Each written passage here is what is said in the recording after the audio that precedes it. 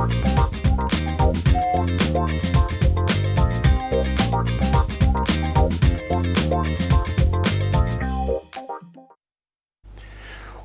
алдын алууда эң биринчи илдеттен сактанууну билиш керек дешет адистер. Саламатсыздарбы? Сиздердин саламаттыгыңыздарды ойлогон ден соолук программасы кайрадан ЛТР каналында. Ардактуу телекөрүүчүлөр, бүгүнкү чыгарылышыбыздын темасы коронавирус жана пневмония оорусу. Дал мына ушул тема боюнча сизде да кандайдыр бир суроолор болсо, сөзсүз түрдө байланышка чыксаңыздар болот. Байланыштын телефондору 0222 код аркылуу 55732 жана ошондой эле WhatsApp номери дагы иштейт 0508 87 88 97 номери. Анда студиянын кадырлуу коногун мен сиздерге тааныштырсам, Акбермет Кадырбаева Ош шаардык клиникалык ооруканасынын балдардын жугуштуу оорулар стационарынын 2 бөлүмүнүн дарыгери, саламаттык сактоонун мыктысы, жогорку категориядагы дарыгер. Саламатсызбы? Студиябызга кош келипсиз. Мына пандемия башталгандан бери сиз 118 колл-центр жолугусу чалуу борборунда иштеп жатыпсыз. Эң алгач маегибизди ушул туурасында баштасак. Саламатсыздарбы дагы? Бирөөс айтып коеюн, 118 колл-центр деп коебуз. Азыр ушул учурда бүткүл дүйнөдө коронавирусный инфекциянын пандемиясы жүрүп жатат. Ушул учурдан пайдаланып, мен республикадагы бүткүл элдерге кичине болсо дагы өзүмдүн салымымды кошоюн деп маалымат берүүгө чечтим.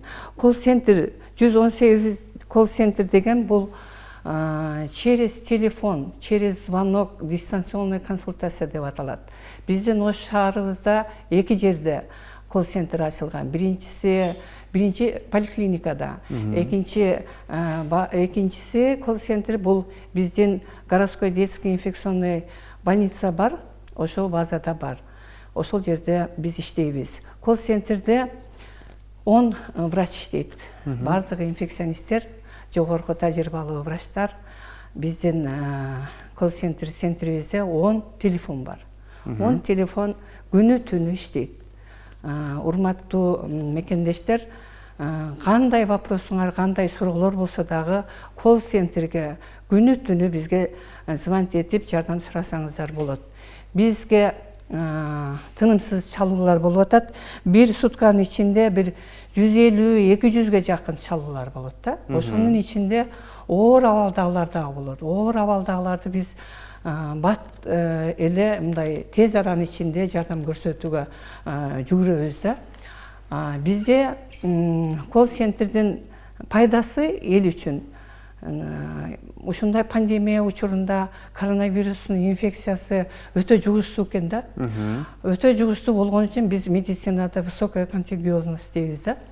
Өтө жугуштуу болгон үчүн адамдардын пайдасына, бейтаптардын пайдасына өздөрү ооруп аткан учурда көчөгө чыгып, больницага барып, поликлиникаларга барып, врачтарды издеп, анализ тапшырат элем деп, лабораторияларга барып издеп кыйналып жүргөндөн көрө, үйдө эле, өздөрүнүн үйүндө эле отуруп эле бизге 118ге чыгып койсо, мен мынтип ооруп атам деп өздөрүнүн жалобун айтса, биз угуп, сурап, жардам бергенге даярбыз да. Биздин ишибиздин функциясы ушундай.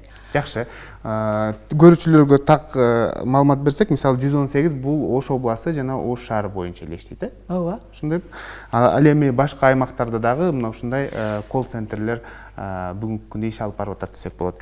Мына ушул стационарга жаткыруу боюнча дагы айтып берсеңиз, бүгүнкү күндө Ош шаарында анан күндүзгү стационарлар да ачылып жатпайбы? Ооба. Азыр эми мынандай оорулар өтө көбөйүп атат да. Өтө көбөйүп атышат. Мисалы, коронавирустун баары эле тяжелый болбойт да. Мына бизге чалганда сурайбыз да, кандай болот азыр өздөрү дагы айтат. Өздөрүнүн ооруганы боюнчачы, жөтөлүп атам, температура болуп атат, одышка болуп атам, же жет сезим жоголду, же даам сезим жоголду деп бүт өздөрүнүн жалоптарын айтышат. Ошол эле учурда биз дагы кошумча суроолорду беребиз да. Себеби бул оору боюнча жаш балдарга караганда чоңдор көп ооруп атышат. Мисалы 30 жаштан азыркы тапта өзү оору өзү ошондой экен да. Баягы азыркы эме боюнчачы 30 жаштан бир жогорку жашка чейин оорушат да. Ошондо биз алардын кошумча суроо беребиз. Эгер чоң адамдар бизге звонок болсо, алардын жалобун угуп туруп, кошумча давленияңыз жок беле, давленияңыз көтөрүлбөйт беле, сахарный диабет деген ооруга чалдыкпадыңыз беле, жүрөгүңүз оорубайт беле, сердечный сосудистый заболевание дейбиз. Почки, печендериңиз кандай, онкологический оору барбы жокпу сизде деп сурайбыз. Эгер аялдар звонить этсе, мен беременныймынсе, ал дагы. Бул бизге леченияга жардам берет да. Буларды биз факторы риска дейбиз. Булар ушундай орган кошумча оорусу бар адамдардын иммунитети түшүп кетет да. Өздөрү ооруп жүрсө, гипертензия болуп, давлениясы көтөрүлүп, сахарный менен жүрсө, анан кошумча инфекция жукса, булар аны көтөрүш кыйын экен да. Ошону эске алып, биз фактор риска дагы больной экен, буну тез арада жаткырбасак болбойт деп, алардын баягы биринчи звонок кылганда эле биз фамилиясын, атын, возрастын, адресин, мобильный телефон номерин алабыз да. Анан бардыгын ойлонуп көрүп, анан кошумча дагы эпианамнез деген сөз бар да бизде инфекцияда. Бул источник каяктан келди? Бул адамга каяктан жукту депчи. Ошондо сурайбыз. Сиздин үйүңүзгө бирөөлөр келди беле, ооруган адамдар? Азыр эми Бишкекте, биздин республика боюнча Бишкекте көп болуп атат. Ал жактан конокко келгендердин арасында температурный больнойлор болду беле, Россиядан келди беле, Кытайдан келди, баарын ошону тактап сурайбыз дагы. Эгер ошол эле учурда биринчи эле звонокто тяжелый боло турган болсо, биз сразу эле ошол больнойдун жашаган жериндеги поликлиникада, ар бир поликлиникада мобильная группа, бригада түзүлгөн. Алардын өздөрүнүн медсестрасы бар, врачтары бар, скорый помощтору бар. Ошолорго айтабыз дагы, мына бул больной мынандай жалып кылды. Фактор рискадагы адам экен. Тез барыңыздар десе, барат. Барып лабораторияга ПЦР алат, анализ, барып текшеришет врачтар өздөрү. Дагы жалыптарын сурашат, адышкасын сурашат, деми кысылып алса, биз неме деп коебуз, сатурация. Анализ чыккандан кийин жаткырылат же болбосо? Жок, баягы биринчи эле барганда бетаптын абалына карап жаткырасыздар, э? Барганда эле дем алуусу кыйын болуп атса, кислородду текшеришет, сатурация дейт. Эгер 93%ден аз болсо, анда бул бетапта кислород жетишпей атат, энтигип атат, адышка болуп атат, кыйналып дем алып атат. Буну жаткырбасак болбойт деп туруп, шарт ошол жерден скорыйны, өздөрүнүн скорыйсы бар, келет да апарып мобилизация, госпиталь деп коебуз, лечебницага тапшырат. Жакшы, кийинки суроо. Бүгүнкү күндө көпчүлүктү кызыктырып жаткан суроо да. Коронавирус деп бир статистика кетти, анан пневмония менен ооругандар бир статистика кетти. Ошондой буга чейинки маалымат боюнча, мисалы айта турган болсок, коронавирустун кабылдоосу бул пневмонияга алып келет да. Эмне үчүн ушул эки башка статистика берилип атат деген маалыматты сиз дарыгер катары түшүндүрүп берсеңиз. Ошондой статистика болуп атат, бизге дагы ошондой вопростор менен кайрылып атышат. Коронавирус болуп атат эле, эми пневмония чыктыбы эже депчи. Жок, андай эмес. Коронавирусный инфекция азыр основной коронавирусный инфекция. Бул пневмония, бул коронавирусный инфекциянын осложнениясы. Кабылдоосу, э? Кабылдоосу, осложнениясы. Мисалы биздин адамдар ана жакшы болом, мына жакшы болом деп эле үйүндө отура беришет да. Же колл-центрге звонить этишпейт, же участковый врачына звонить этишпейт. Ана жакшы болом, мына жакшы болом деп отурат дагы, убакыт өткөрүп, анан качан баягы температура түшпөй, адышка болуп, дыхательный недостаточность болгондо гана кайрылып атышат да. Ошентип анан больницага түшүшөт. Буга чейин да айтып келгенбиз, мына ушундай ден соолугуна залакасы тийип калгычакты кандай учурда сиздерге кайрылыш керек бетап? Ушул боюнча айтып берсеңиздер. Кайсыл учурда кайрылыш керек? Кечигип калбаш үчүн. Кечигип калбаш үчүн биринчи бул коронавирустун белгилери башка вирусный инфекцияларга окшоп эле мурдагы биз билген грипп, сасык тумоо, грипп, сасык тумоо, ошол грипп, сасык тумоо. Ошондой эле белгилер болот. Бунда дагычы. То есть температура высокий чыгат, жөтөлөт, барган самба жөтөлү күчөйт, мурдунан суу куюлат, насморк деп коебуз, мурду бүтөт, тамагы кытышып ооруйт, көкүрөгү ооруйт, далысы ооруйт, миалгия деп коебуз, бүт денеси буттарынан бери, булчуңдарынан бери ооруйт, өтө чарчайт, жыт сезүүсү жоголот экен. Даам сезүүсү жоголот, башы катуу ооруйт экен. Ушундай ички органдар ичинен бери ооруйт. Кичинекей балдар ооруса, алардын ичи дагы өтүп кетет. Кусупчу. ошондой белгилер болсо, мен жеңилмин, оормун дебестен пайда болгон учурда эле ушул белгилердин баардыгы болбосо дагы ар бир адамда ушул перечень азыркы симптоматика баарында боло бербейт. Ар бир адамда бирден, экиден, үчтөн болушу мүмкүн признактарчы. Ошол пайда болгондо эле врачка кайрылыш керек. Мына биз отурабыз ошо консультативный поликлиникада. Мынандай болуп атам, мындай болуп атам десе эле биз ага карата өзүбүздүн жардамыбызды беребиз. Жакшы. Буга чейинки маалыматтарды карай турган болсок, пневмония илдетине адам баласы кыш мезгилинде күндүн аба ырайынын өзгөргөнүнөн улам сасык тумоонун кабылдоосунан улам кабылган болсо, айрыкча балдар көп ооруйт деп айтылат да маалыматтарда. Да, анан ошол пневмония менен бүгүнкү күндө пандемия учурунда жүрүп жаткан пневмониянын айырмачылыгы эмнеде? Ошол боюнча айтсаңыз. Аны айтсак болот. Мурдагы пневмония бул өпкөнүн сезгениши. Өпкөнүн сезгениши коронавируска чейин гриппи, любой эле вирусная респираторная инфекция, пневмония бул бардыгы эле вирус неме да, сезгенүү да. Ошондой учурда бул көбүнчө климатка байланыштуу. Бая биз айтабыз эрте жазда, кышында көп болот да. Азыркы учурда коронавирусный инфекция жайында деле болуп атпайбы? Ошон үчүн булар аябай стойкий экен да. Бардык немеге туруктуу экен, аябай стойкий экен. Себеби булардын строениясы боюнча айтып кете турган болсом, бунун вирус РНК содержащий вирус экен да. Анан сырткы кабыгы оболочка деп коебуз. Жировой оболочка экен. Мисалы биз сүйлөшкөндө, чөчкүргөндө, жөтөлгөндө аба аркылуу экинчи адамга барат да. Ошо частица барып, ошол жерге токтойт экен, мурунда, оозда. Анан биз консультация бергенде солевой раствор менен оозуңузду чайкаңыз, мурдуңузду чайкаңыз, пищевой сода менен ингаляция жасаңыз дейбиз. Ал деген сөз, ал щелочта баягы жерди растворять этиш керек. Ошол жерден болушунча өпкөгө кетиргенге азыраак кетириш керек. Ошол жерде мурун менен ооз көңдөйүндө ошол жерде өлүп, кармалып калыш керек да. Өпкөгө өтпөйчү. Ошон үчүн биз рекомендация бергенде ошондой содовыйларды айтабыз да. Ингаляция кылгыла. Жакшы. Мына ушул оорун жаратуучу вирус өпкөгө түшкөндө канча убакытта ушундай өрчүп, ушул өпкөнүн канча пайызын катып салат, ушул боюнча айтсаңыз. Мисалы, бул коронавирусный инфекциянын любой эле оорунун биз классификация деп коебуз, бөлөбүз да. Баягы биринчи сурап, жалобуна карап, степень поражения, мындай тяжестине карап, лабораторный данные по ПЦР'де карап, рентгенине карап, томография, компьютерный томография легких деп коебуз, аны карап биз канчалык абалда адам жабыркаган, степень тяжести дейбиз да. Ошого бөлөбүз да. Бөлүп туруп анан кийин ошого жараша леченияларды өткөрөбүз да. Ал кайсы учурда тяжелый болуп кетет деген вопрос болсо, коронавирусный вирус түшкөндөн кийин убакыт өткөрүп коюшат адамдар. Үйдө эле көп кармалып калып атышат да. Самолечение менен заниматься этип атышат. Самолечение кылбай эле, башка дарылардын народный лечение кылбай эле айтып атабыз, ошо биринчи признак чыкканда эле мына колл-центрге звонить этсе, биз регулярно до конца жакшы болгонго чейин карайбыз. Ошондо тез жакшы болуп кетет.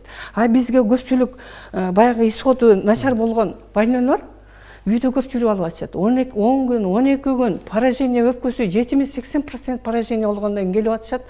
Андан кийин жардам бере албай каласыздар, э? Болбой калат. Жакшы, кийинки суроо телекөрүүчүдөн саламатсыздарбы дейт. Мен 2 жолу пневмония болуп ооруканага кайрылсам дейт, кабыл албады дейт. Үйдө эле дарылан деп мени ушул дары-дармектер жазып берди дейт да. Эмне үчүн бүгүнкү күндө сиздер ушул пневмония менен кабыл келсе, сөзсүз түрдө кабыл аласыздар да? Бизде приказ, сөзсүз түрдө анализ коронавирус деп чыккандан кийин кабыл аласыздарбы? Минздравдын приказы бар. Ушу пневмония эле болсо, обязательный порядка жаткырыш керек. Жаткырыш керек. Жаткырыш керек. Кимге кайрылыш керек анда? Пневмония өзү осложнение болуп атпайбы? Кабыл албай атат дейт. Кимге кайрылыш? Кабыл албай атат десе, кабыл албай койбойт. Ошол мен айтып атпаймынбы? Баягы колл-центрге барып, же болбосо больной участковый врач менен связываться этип, биз мобильный группага жаткырган айткандан кийин алар сөзсүз түрдө, например, бүгүн жаткырбаса мүмкүн түштөн кийин жаткырар, бирок обязательный порядка жаткырышат. Себеби андай өпкө сезгенген учурда адам больницага жатып лечение алыш керек да, антибиотик алыш керек. Жакшы, кийинки суроо телекөрүүчүнөн саламатсыздарбы? Бир жумадан бери абалым оор дейт.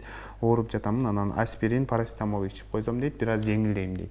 Кайра вакыт өткөндөн кийин кайра ооруп калды. Эмне кылышым керек деген. Ошол самолечение болбосун, температура чыкса, биз уже бизге неме келип атат да, баягы биз сураганыбызда айтып беришет да, 37,2де, 37де, 37,5де эле парацетамол, аспирин ичип коюп атышат да. Ал ар бир дарынын өзүнүн кайсы учурда бере турган срогу бар да. Мисалы 38,5де бергиле деген болот. Бизчи ага чейин тез кайнак суу ичиш керек. Кайнак суу жеткичте болушунча 4-5 литр ичкиле дейбиз да. Ошол өзү кайнак сууну ичкенде эле адамдын денеси муздайт. Температура түшкөнгө жардам берет. Баягы колл-центр биз айткандан кийин, участковый врач баргандан кийин, анан кийин по рекомендации врача только анан кийин ичиш керек да. Парацетамолду, аспиринди.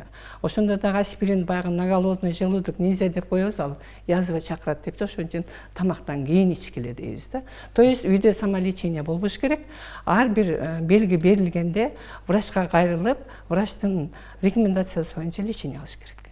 Эгерде жеңил формасына кабылган болсо, бүгүнкү күндө үйдө дарыланып атат дедиңиз го. Аны дагы сиздердин кеңешиңиздер менен, сиздердин көзөмөлүңүздөрдө дарыланган дурус. Ооба. Эгер бизге колл-центрге звонок этип атканда жеңил эле жалптар менен кайрылышат да адамдар, аларга биз рахмат дейбиз кайрачы. Себеби эмне болду десе, тамагым кичине кычып атат. Анан кийин тамак ичким келбей калды. Бир-эки эле вопрос менен, даже температура жок, одышкасы жок. Баягы ключевой опасный признактар деп коебуз да, алар жок. Анда биз айтабыз, баягы үйүңөрдө ким бар, ким жок, ооругандар жалгызсызбы, же үйдө да 3-4 адам барбы, температура ишилер кимдер деп. Өзүм эле жалгыз десе, анда мындай рекомендация беребиз да. Например, үйдө башка дагы адамдар, балдар болсо, ооруган адам өзүнчө бир бөлмөгө бөлүнүш керек. Башкаларга жуктурбаш үчүн. Жуктурбаш үчүн. Бир бөлмөгө бөлгөндө ошо бөлмөнү тазалап, влажный уборка жасап, анан кийин бүт постельный белье, постельдеримби, чашки, ложки, бүт өзү жашаганга ылайыктуу кылып башка комнатага жылыш керек да. Анан маска тагыныш керек. Баягы биз вирусный инфекция деп атпайбызбы буну? Бирөөгө жуктурушпаш керек. Анан ал нар жактагы жаткан балдар дагы маска тагып жүрүш керек. Масканы ар бир 2 саатта алмаштырып туруш керек. Анан колду самындап тез жууп туруш керек. Мына эшикке чыгат, кайра киргенде тамактын астында колду жууп, антисептик деген бар. Буну менен утуру обработка кылып туруш керек. Анан оозун чайкап, анан кийин кичине тамагы кычса, ошо содовый ингаляция деп ошолорду колдонуш керек. Бир күндө ингаляцияны 4-5 жолу өткөрсө болот, жасаса болот. А так антибиотиктердин кереги жок. Зыяны жокпу? Аны зыяны жок, ал жакшы да. Мен азыр айтып атпаймынбы? Баягы неме вирус жировой оболочка турат. Ошону растварять этип, ошо вирустун частицасын жок кылыш керек да. Кыскача айтып өтсөңүз, ушул пневмонияны канча убакыт дарылайсыздар, анан дарылоодон кийин кандай оору залакасын тийгизип койбойбу өзүнүн калдыктарын? Мына домашний условияда жеңил түрдөгү абалдагы ооругандарды үйгө карайбыз да. Домашний карантин деп коебуз. Домашний условиядагы лечение 14 күн. Мындай карап жата беришет, жакшы болгонго чейинчи 14 күнгө чейин. Ошол жерде залакасы кайсы учурда тиет? Баягы чоң адамдарга тиет да. Себеби алардын мурдагы өздөрүнүн хронический оорулары күчөйт экен. Ошон үчүн биз аларды дагы сурайбыз. Ошон үчүн давленияларын өлчөп турабыз, сахарын өлчөп турабыз, почкасынын, печень функциясын көрүп турабыз. Керек болсо башкадан лабораторный данные алабыз, рентгенге түшүрөбүз. Азыркы учурда мен айта турган нерсе, оорушат, оору пайда болгондо эле рентгенге жүгүрүп атышат да. Бөлмөлөрчү, бейтаптар. Анан компьютерный томографияга жүгүрүп атышат. Бизге чалганда айтабыз, кереги жок. Азыр сиздин ооруңуз жеңил. Мындай показания деп коебуз жок. Пока өпкөңүзгө жете элек. Сиз биздин айткандай режимди, алгоритмди сактап отурсаңыз эле жакшы болуп каласыз. Кыжалат болбоң деп ошентип айтабыз. Жакшы. Эки жактуу пневмония жана астма болсо дейт, айыгуу мүмкүнчүлүгү канчалык деген суроо калтырыптыр. Астма деген ал аслында өзүнчө башка оору. Өнөкөт илдет, ооба. Ошол эле учурда пневмония, эки жактуу пневмония болуп калганда дейт.